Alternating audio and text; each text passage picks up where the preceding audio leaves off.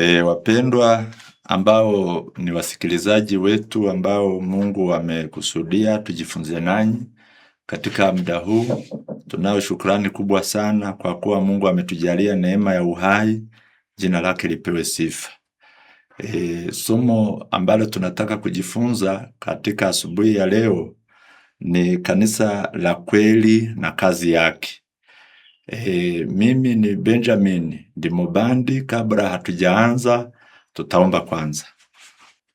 Tunakushukuru Baba mtakatifu kwa kuwa fadhili zako zimekuwa pamoja nasi. Umetulinda katika siku zetu za maisha na tumefika muda huu tukiwa wazima. Jina lako litukuzwe. Tunaomba utusamehe dhambi na makosa na udhaifu wa kila namna, na tunapoendelea kujifunza neno lako tunaomba Roho Mtakatifu atuangazie, kila mmoja apate uelewa utakaomwezesha kupata uzima wa milele. Tunaomba katika jina la Yesu Mwokozi wetu, amen. Kama vile nimetoka kuwaambia kichwa cha somo, kila mmoja awe karibu akishika kalamu yake na daftari kwa ajili ya kuendelea kufuatilia vizuri. Sababu ya kujifunza somo hili ni kwa sababu Biblia inatuelezea kwamba njia ya kwenda mbinguni ni moja. Lakini kwa wakati huu tunaona njia zimeshakuwa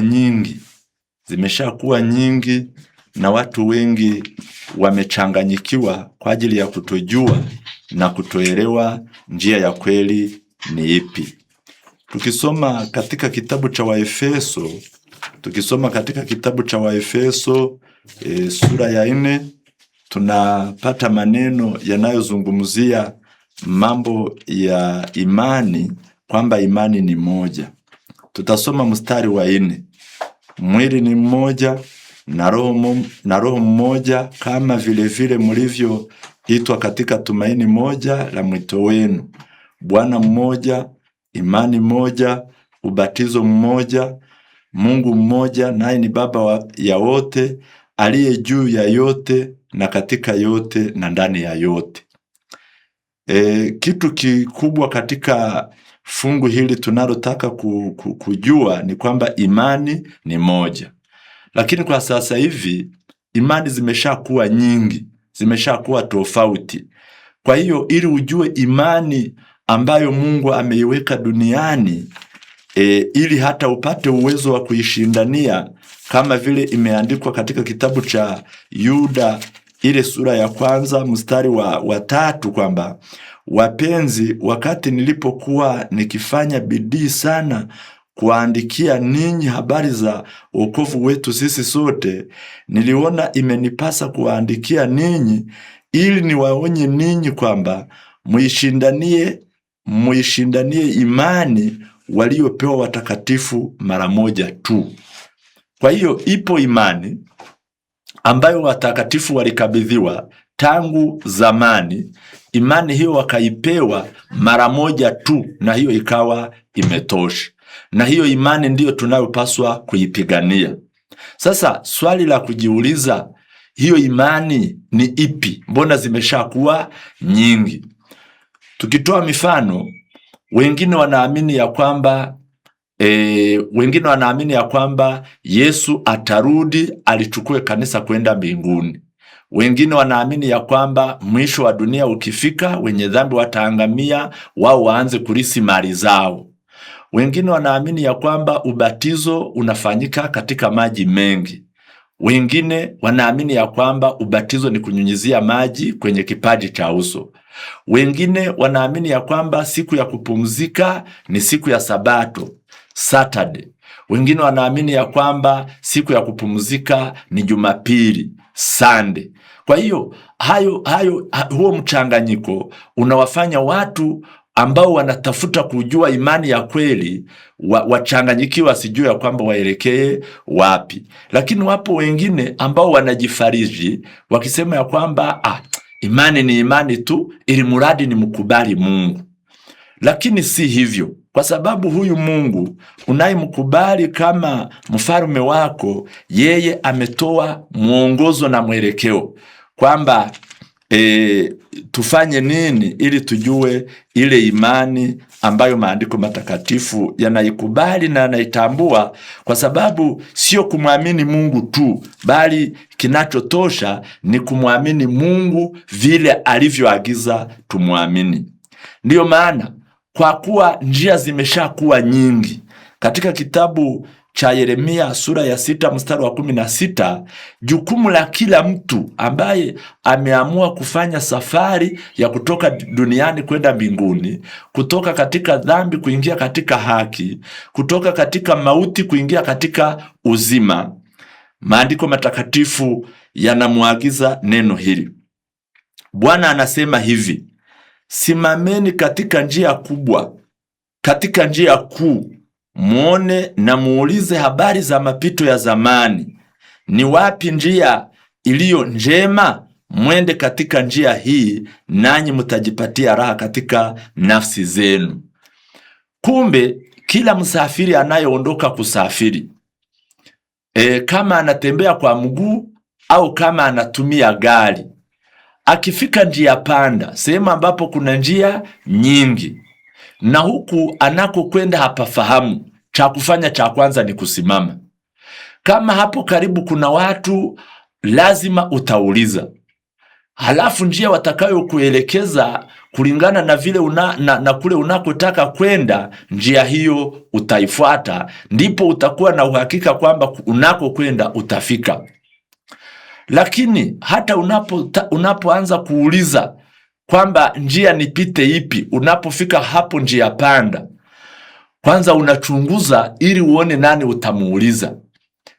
Ukibahatika kupata mtu wa umri mkuu au makamu, lazima ndiye utakayemuuliza, kwa sababu mara nyingi vijana wanakuwa na tabia ambayo sio nzuri, inayoweza kukuchanganya au kukudanganya.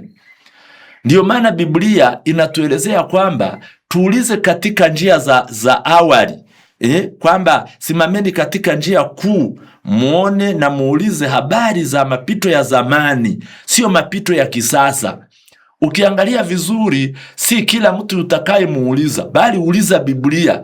Biblia ndiyo ina umri zaidi ya watu wote, ndiyo ina ujuzi wote, ndicho kitabu ambacho hakiwezi kukuchanganya au kukudanganya. Utaiuliza kwa namna gani? Namna ya kuuliza Biblia ambapo itakusaidia, na ni ushauri kutoka kwa Mungu unaoweza kutuwezesha na kutusaidia katika huu mchakato wa safari yetu, ili tusije tukapotea. Hapa kwenye kitabu hiki kinaitwa Pambano Kuu, ukurasa wa 493 inaandikwa hivi: lakini Mungu atakuwa na watu duniani wenye kushikilia Biblia, na Biblia peke yake kama kipimo cha mafundisho yote na msingi wa matengenezo. Maoni, mawazo na dhana za wasomi, tafsiri potofu za Biblia wanazoeleza watu wa sayansi, kanuni au maamuzi ya mabaraza ya kanisa, kama kulivyo kutokuelewana kwa namna nyingi kutoka kwenye makanisa wanayowakilisha, sauti ya wengi isiwepo hata mojawapo ya hizo wala zote inayoweza kuchukuliwa kama ushahidi wa kukubali au kukataa kipengele chochote cha imani ya dini.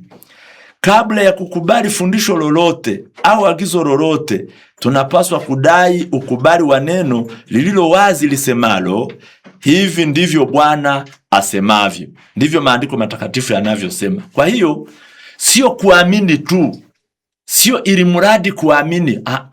Inakubidi kuamini kile kinachoaminika, na kinachoaminika ni maandiko matakatifu. Kwa hiyo usisubutu kuamini imani ambayo haiwezi kupata uungwaji mkono wa Biblia, kwamba Biblia inakubali hicho unachokiamini. Ushauri ni kwamba kabla haujakubali fundisho lolote, mpaka upate uthibitisho, upate uhakika wa kwamba ndivyo Bwana anavyosema. Kanisa la kweli sasa, kanisa la kweli sio jengo. Kanisa la kweli haitegemei idadi ya watu wanaosali katika kanisa hilo. kanisa la kweli ili liwe la kweli haitegemei viwango vya watu au vyeo vyao. Hapana, ili kanisa liwe la kweli linapaswa kuwa limejengwa katika maandiko matakatifu. Kwa hiyo kanisa la kweli ni watu wengi au wachache, matajiri au maskini, wasomi au ambao hawajaelimika, lakini ambao wanaongozwa na maandiko matakatifu na kukubali maagizo ya Mungu ndio wayafuate. Tutasoma hilo katika kitabu cha Kumbukumbu la Torati. Tutasoma sura ya 7 samahani. Kumbukumbu la Torati sura ya 7 mstari tutasoma ule wa 6, tutafika ule wa 7 kwamba maana wewe ni watu watakatifu kwa Bwana Mungu wako. Bwana Mungu wako amekuchagua kuwa watu wake mwenyewe zaidi ya mataifa yote walio juu ya uso wa nchi. Bwana hakukuita au hakukuchagua wala hakuwachagua ninyi kwa sababu mlikuwa wengi kuliko mataifa yote, maana mlikuwa wachache kuliko mataifa yote, lakini kwa sababu Bwana anawapenda ninyi na kwa sababu anataka kutimiza kiapo alichokiapia baba zenu, kwa sababu hii Bwana aliwatoa ninyi kwa mkono wa nguvu na kuwakomboa ninyi katika nyumba ya utumwa, katika mkono wa Farao mfalme wa Misri. Kwa hiyo kilichomfanya Bwana awachague Waisraeli si kwa sababu walikuwa wengi zaidi ya watu wote, hapana, bali kwa sababu Bwana aliwapenda. Biblia inasema ya kwamba walikuwa wachache zaidi ya mataifa yote, lakini Mungu akawachagua. Kwa hiyo vigezo vinavyoweza kukusaidia kujua kanisa la kweli ndivyo nataka nivizungumzie angalau kwa machache ili kila mtu apate kuvielewa. Cha kwanza ni kufundisha ukweli wa Biblia usiogoshiwa. Au usiochanganywa. Unajua shetani tabia yake, namna ya kuwachanganya wanadamu aliyoipanga vizuri kabisa ni kuchukua neno la Mungu kidogo, anachanganya na mawazo na nadharia za kibinadamu, halafu huo mchanganyiko wanadamu anawapatia furaha ya kwamba wanamfuata Mungu, huku shetani akijua ya kwamba unapochukua mambo yako na kuyachanganya na mambo ya Mungu, hapo wewe na Mungu hamuwezi kuelewana kabisa, wala Mungu hawezi kukutambua kama mfuasi wake.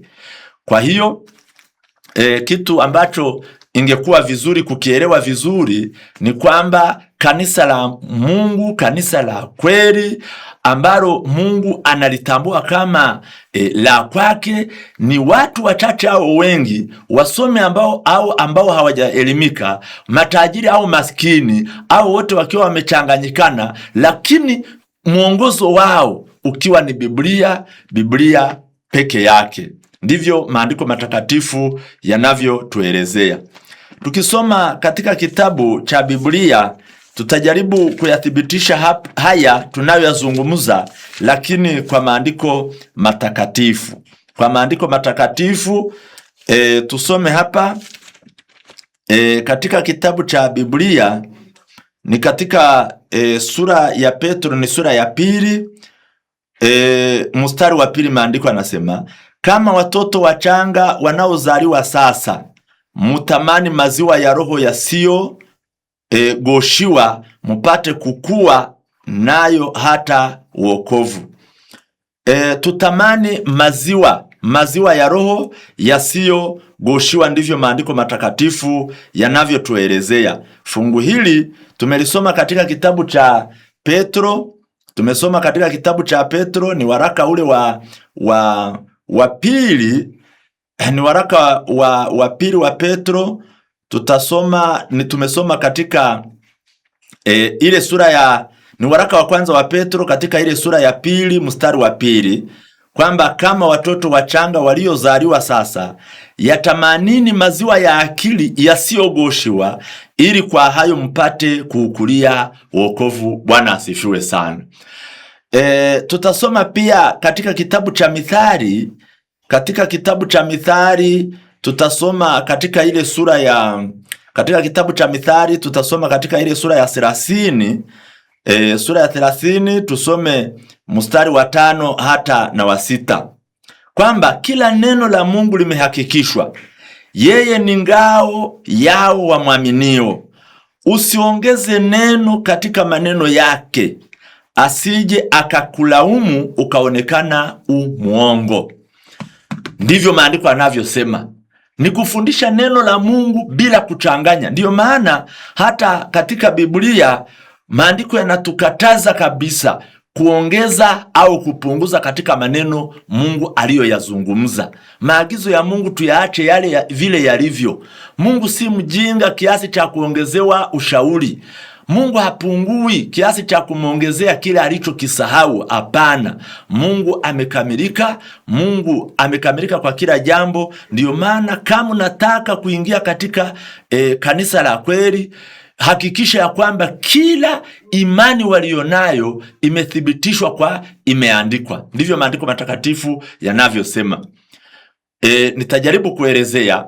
Kama ni ubatizo, ulizia Biblia, ulizia, soma, ingia katika Biblia uchimbe ili upate ukweli, kwa sababu ukweli ni kama vile hazina iliyositirika. Ndiyo maana tunapaswa kujifunza ukweli, lakini tukiwa tumezamilia, tukiweka nia, tukijua ya kwamba ili tutambue ukweli inatubidi kuingia kwa nguvu nyingi. Kwa hiyo kama ni ubatizo, soma katika Biblia ukiwa unahoji ya kwamba ubatizo unaokubalika ni upi? Mbona ubatizo umekuwa wa aina nyingi? Bila shaka Biblia itakujibu ya kwamba ubatizo ambao inatambua ni ubatizo wa kuzamishwa ndani ya maji mengi. Jibu hilo ukilipata, iwe katika Yohana, iwe katika Waefeso, iwe katika Matendo ya Mitume sura ya 8, hayo yote ukiyapata, kumbe utajua ya kwamba hapa sasa ubatizo unaokubalika ni wa kuzamishwa katika maji mengi, sio ya kunyunyuzia kwenye kipaji cha uso. Hapo utakuwa umeelewa.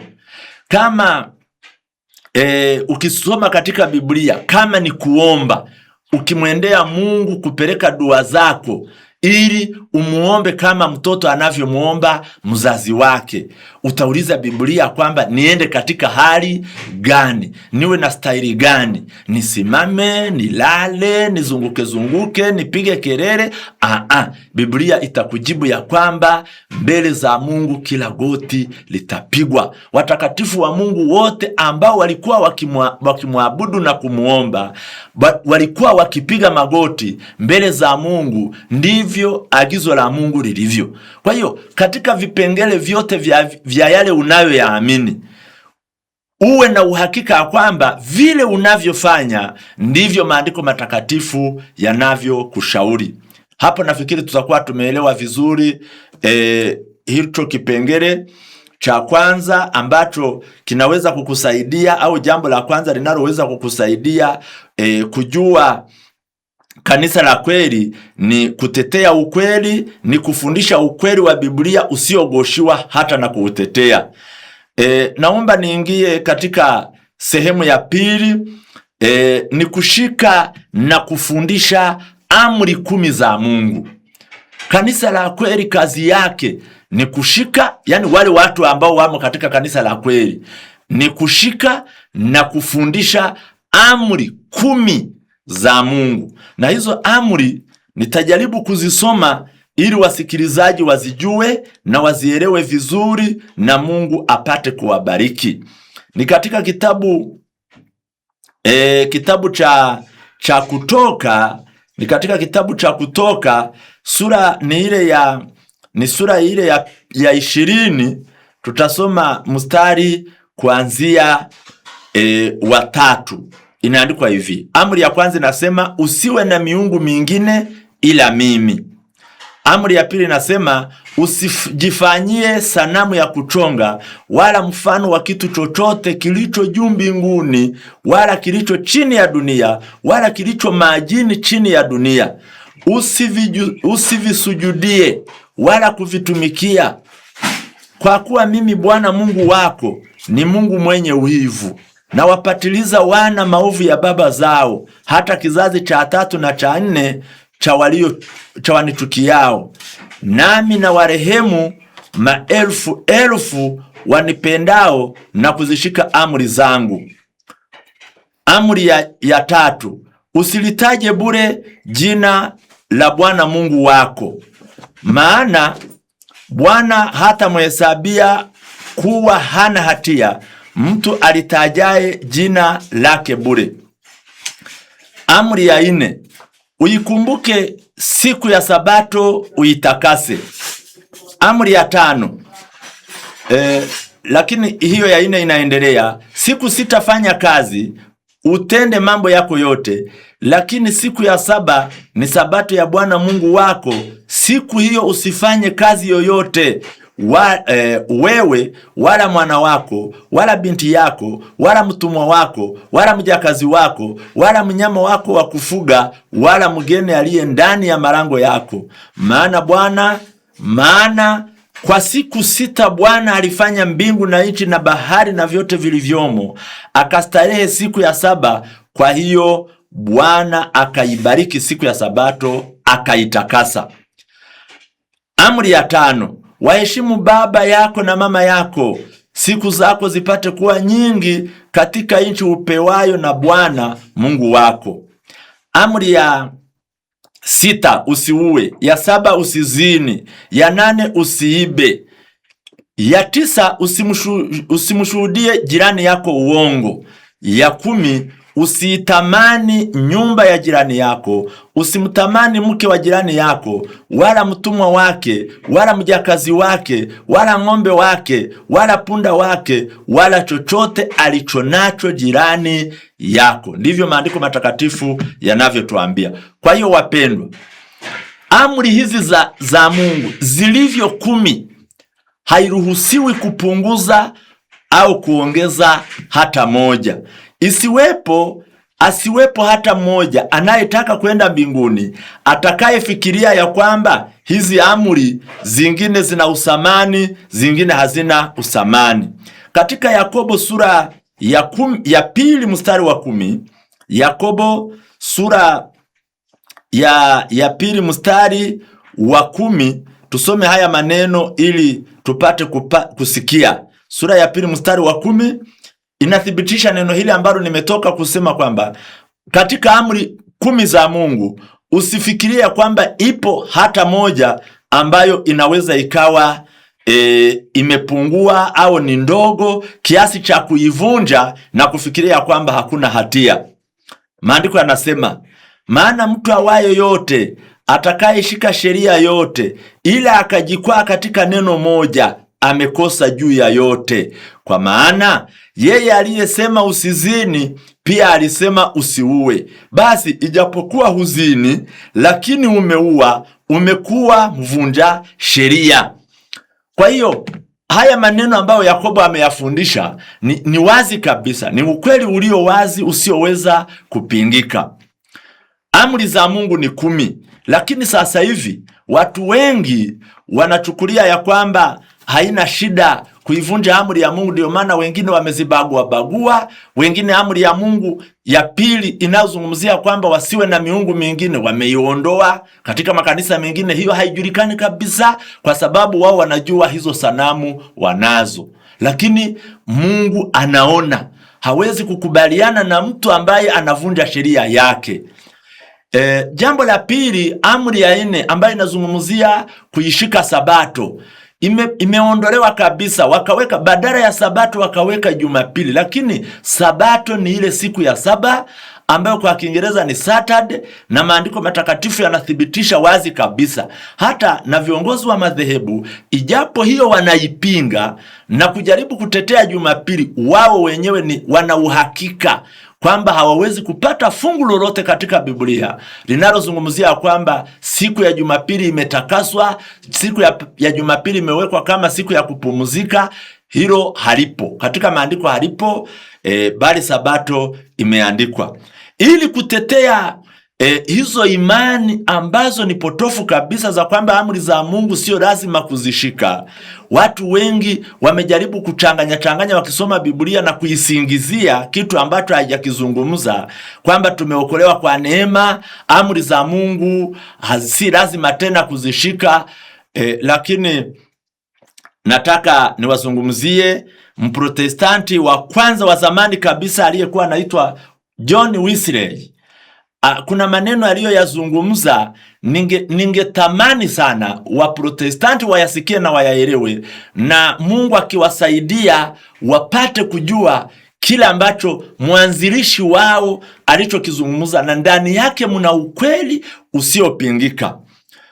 Hapa anasema, kitabu kinaitwa Pambano Kuu, ukurasa wa 223, kwamba Wesley alitangaza upatanifu kamili wa sheria na Injili. Kwa upande mmoja, sheria daima inaandaa njia kwa ajili ya Injili na kutuelekeza kwenye Injili, na kwa upande mwingine, Injili daima inaongoza kwenye utekelezaji wa utimizaji kamili kabisa wa sheria. Kwa mfano, sheria inatutaka tupende Mungu, tumpende jirani yetu, tuwe wapole, wanyenyekevu au watakatifu. Tunajiona kuwa hatufai kwa ajili ya mambo haya. Inafanyika kwetu kulingana na imani yetu, na haki ya sheria inatimiza ndani yetu kwa njia ya imani iliyo katika Yesu Kristo. Unajua, mfano ambao unaweza kutusaidia vizuri ni kama vile kule kwenye hospitali kuna vyombo vya maabara na kuna dawa. Vile vyombo vya maabara ambavyo vinasaidia madaktari kupima magonjwa yetu na kuyaweka wazi na kuyadhihirisha yalivyo. Hivyo vyombo haviwezi kukutibu, lakini ni msaada mkubwa kwako wewe mgonjwa, kwa daktari, ili yajulikane ni magonjwa gani ulionayo. Kwa hiyo baada ya kujua magonjwa, ndipo unapewa dawa kulingana na magonjwa yako. Kama wewe haujachanganyikiwa akili, hauwezi kuvunja na kuharibu vile vyombo vinavyosaidia daktari kutambua magonjwa yako, eti kwa sababu si dawa unayoimeza. Hapana, vina kazi yake na dawa ina kazi yake. Ndivyo ilivyo sheria na Injili. Amri za Mungu zinamulika ndani ya mioyo yetu na kutuonyesha udhaifu wetu, kwamba hapa umeshindwa, hapa unavunja. Halafu ndipo huo udhaifu wako unakufanya utamani Yesu Kristo ili akusaidie, kwa sababu Yesu Kristo ndiyo Injili. Wesley alisema, katika safu ya watu wa juu kabisa wa maadui wa Injili ya Kristo ni wale wanaoihukumu sheria yenyewe waziwazi na dhahiri kabisa na kuzungumza ubaya wa sheria, na wanaowafundisha watu kuvunja sheria, kutangua, kuvunja au kuacha sharti ya sheria, sio la sheria moja peke yake, iwe ndogo sana au kubwa sana, bali amri zote kwa mkupuo. Jambo la kushangaza sana kuzidi mambo yote yanayoambatana na udanganyifu huu mkuu ni kwamba wale wanaoiacha sheria wanaamini kabisa kwamba wanamheshimu Kristo kwa kuivunja sheria yake, na kwamba wanatukuza cheo chake wakati wanavunja fundisho lake. Naam, wanamheshimu kama Yuda alivyofanya wakati aliposema salamu Bwana na kumbusu. Na kwa namna ile ile Yesu anaweza kumwambia kila mmoja wao kuwa wamsaliti mwana wa Adamu kwa kumbusu sio jambo jingine, bali ni kumsaliti yeye kwa kumbusu, kuzungumzia damu yake na kumwondolea taji lake.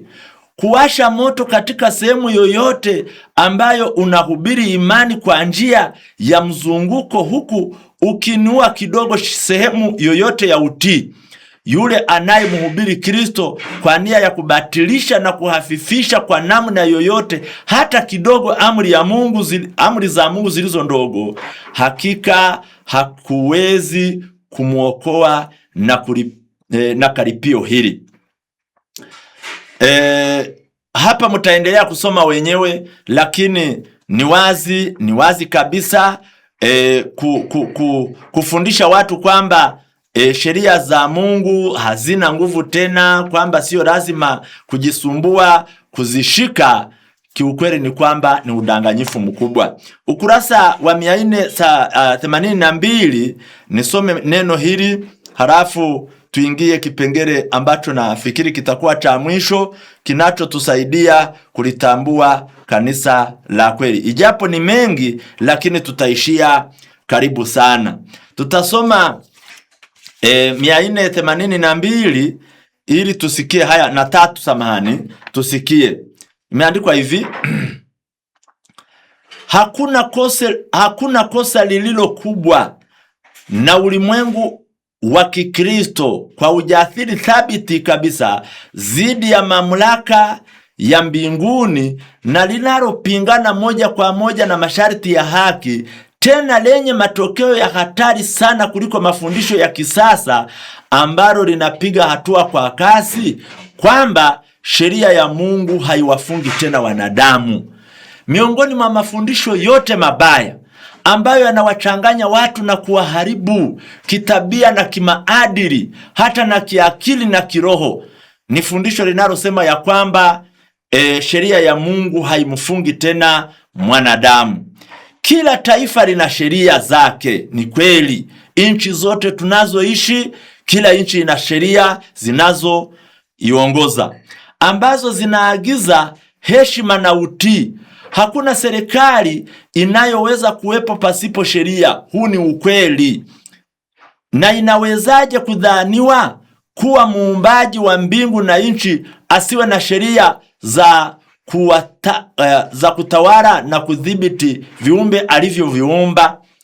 Hebu fikiria kama wachungaji maarufu wangefundisha hadharani kwamba amri za serikali zinazotawala nchi yao na kulinda haki za raia wake sio za lazima, kwamba zinazuia uhuru wa watu na kwa hiyo hazipaswi kutiiwa. Je, watu kama hao wangevumiliwa kufanya hivyo mimbarini kwa muda gani?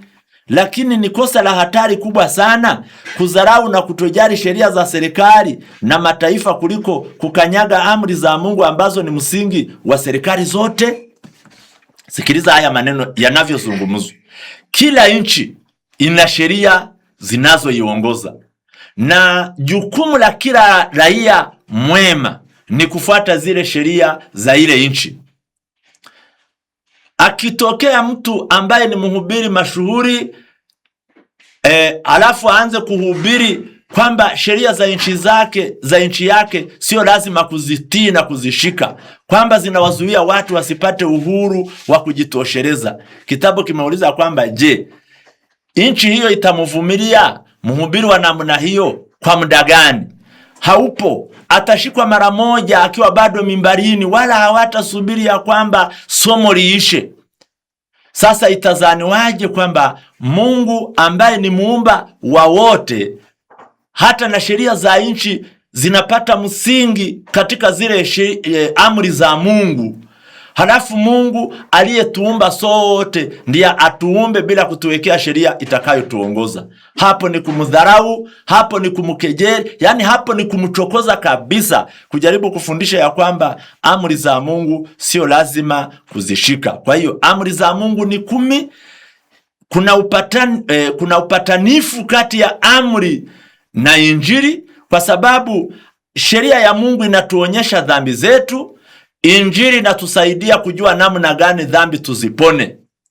Kwa hiyo Mungu atusaidie. Kanisa la kweli, ishara nyingine au alama ya pili inayoweza kukudhihirishia kwamba hili kanisa ni la kweli, ni kanisa linalofundisha na kutetea na kuzishika amri 10 za Mungu.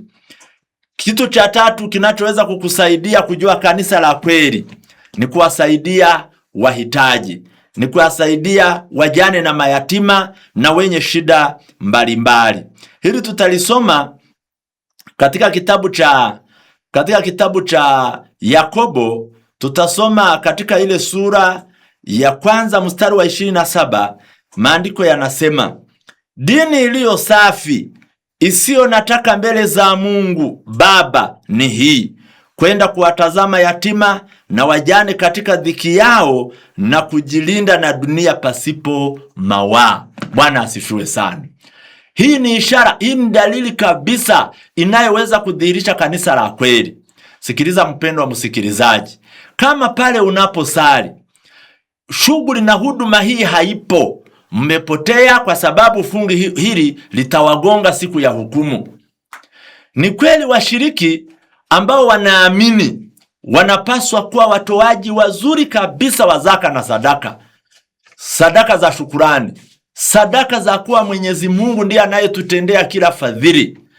Mtu anayempenda Mungu anapaswa kuwa anachukua muda, anakaa na kutafakari kwamba hii afya nilionayo, hizi akili nilizonazo, hii mali nilionayo, afya kwa watoto wangu, namna Mungu anavyonijali, nasafiri nafika, narudi nafika, watoto wanatoka wanaenda shule halafu wanarudi wanafika, huyu Mungu anayenilinda nimtolee nini?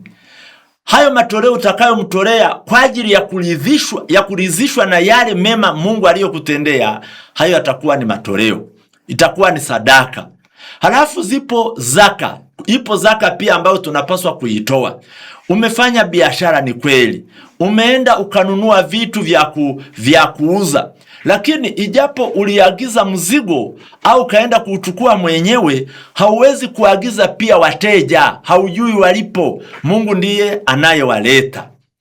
Unalima, ni kweli, lakini hata hizo nguvu ni Mungu amekupa. Ardhi ni ya Mungu, akili ni za Mungu, mvua inaonyesha ili mimea yote ni Mungu anayeileta, jua linalosaidia ukuaji wa mimea ni Mungu. Hayo yote ni Mungu anayoyafanya. Baadaye wakati wa kuvuna, Mungu anakuambia kwamba nipe moja, baki na 9. Ndiyo maana inaitwa 1/10, halafu ni zaka. Hiyo zaka ni mali ya Mungu, ni sehemu unapomtolea zaka, wala usifikiri ya kwamba ni ukarimu wako, bali ni jukumu, inadhihirisha kwamba wewe ni mtiifu. Lakini walio wengi wanamuibia Mungu. Jambo hili haliwezi kuleta itilafu katika kulifundisha, kwa sababu madhehebu yote wanafundisha jambo hili ya kwamba watu wao waaminifu katika utoaji. Shida iko wapi? Ni katika matumizi ya zaka na sadaka. Hapa tunaposoma ya kwamba dini ya kweli isiyokuwa na mawaa ndio hili: dini iliyo safi isiyo nataka mbele za Mungu Baba ni hii: kwenda kuwatazama yatima na wajane katika dhiki yao na kujilinda na dunia pasipo mawaa. Hivi ni kuwatazama kwa kuwakodolea macho? Hapana, ni kuwatazama ili ujue shida zao na dhiki zao, upate kuwasaidia. Utawasaidia kwa lipi? Hapa wamezungumzia dini. Kwanza, mtu binafsi ana jukumu la kusaidia wale ambao wamewazidi uwezo, wale ambao hawajapata nafasi nzuri ya maisha kama wewe. Jukumu lako ni kuwaonea huruma na kuwasaidia. Lakini hapa linazungumziwa kanisa, sio mtu binafsi. Mnielewe vizuri, mtu binafsi ni jukumu lake kuchukua ile 9, katika ile 9 aliyobaki nayo ajaribu kuwasaidia wale wasiojiweza. Lakini kuhusiana na kanisa, ile mali, ile hazina ya kanisa ambayo imetengenezwa kwa zaka na sadaka, mashemasi wanapaswa kuwa wanachota katika ule mfuko na kuwagawia wajane, mayatima na wahitaji wengine. Ndiyo itakuwa ni ishara ya dini ya kweli. Kwa hiyo ndugu yangu mpendwa, kama katika kanisa lako, kama katika kanisa lenu mnasali, mnatoa zaka na sadaka, lakini hamsaidie wahitaji wengine, wana mashemasi kama mapambo. Samahani, niwaelezee sababu gani nasema neno hili. Ni mashemasi waliochaguliwa ambao hawafanyi kazi ambayo Biblia inaitambua ikiwa ni kazi ya mashemasi. Mkitaka kulijua vizuri, muje msome katika kitabu cha Matendo ya Mitume sura ya 6 mstari mwanzie ule wa 1. Mitume 12, wale mitume 12, ijapo Yuda alikuwa amefariki, lakini nafasi yake ilikuwa imechukuliwa na Matias. Kwa hiyo idadi libaki kuwa 12. Hao 12 walikaa wakaona si vyema waendelee kushikilia mkoba, bali wakaita jamii ya Wakristo, ya washiriki, ya waumini, wakawaambia ya kwamba chagueni miongoni mwenu watu 7 tuwaweke kwa ajili ya kazi hii ya kuketi mezani na kuanza kuwagawia watu vyakula na vingine kulingana na mahitaji yao. Ndiyo kazi ya mashemasi. Sasa we shemasi, kama umechaguliwa lakini haujui mjane yuko wapi, na kama unajua anakaa wapi lakini hauna cha kumsaidia, kwa sababu mkishakusanya pesa za zaka na sadaka, hizo zinaondoka, wala hamtatambua ya kwamba zimeishia wapi. Lakini kumbe jukumu ambalo Mungu amelipatia kanisa ni kwamba hapo hapo katika hilo kanisa, hizo pesa zitumike katika hilo kanisa. Na maandiko matakatifu yanasema ya kwamba ili zitoke hapo ziingie katika kanisa lingine, ni wakati kanisa jirani litakuwa na mzigo mzito wa wahitaji wengi kuzidi uwezo wao, halafu waje waliombe kanisa lingine lenye uwezo kwamba mtusaidie. Hapo ndipo tunaposoma katika Biblia waraka wa pili wa Korinto sura ya 8 kwamba ndipo mali ya kanisa moja inaweza kuondoka kuingia katika kanisa lingine, ni kwa ajili ya kuenda kusaidia wahitaji wa huko. Kwa hiyo hili ni jambo muhimu katika imani. Nikiweka summary ya yale tuliyojifunza ni kwamba kanisa la kweli na kazi yake. Ili utambue kanisa la kweli, tumezungumzia mambo matatu. Kwanza ni kufundisha ukweli wa Biblia usiogoshiwa. Kila msingi wa imani aliouweka Yesu na mitume wake tuufuate kama vile ulivyo, bila kupunguza, bila kuongeza. Jambo la pili ni kuzitetea amri 10 za Mungu bila kupunguza hata moja, hata ukifikiria kwamba ndiyo iliyo ndogo. Jambo la tatu ni kuwasaidia wajane na mayatima katika dhiki zao ili Mungu apate kutubariki. Mungu wa mbinguni atuwezeshe, Mungu wa mbinguni atusaidie, Mungu wa mbinguni atuwezeshe kuweka nia ya kutaka kujifunza na kuelewa zaidi. Mungu awe nasi, Mungu awe nanyi. Mungu atupatie utashi wa kutaka kuelewa, atupatie hekima na ujuzi wa hali ya juu kujua maandiko matakatifu, katika jina la Yesu Mwokozi wetu. Amen.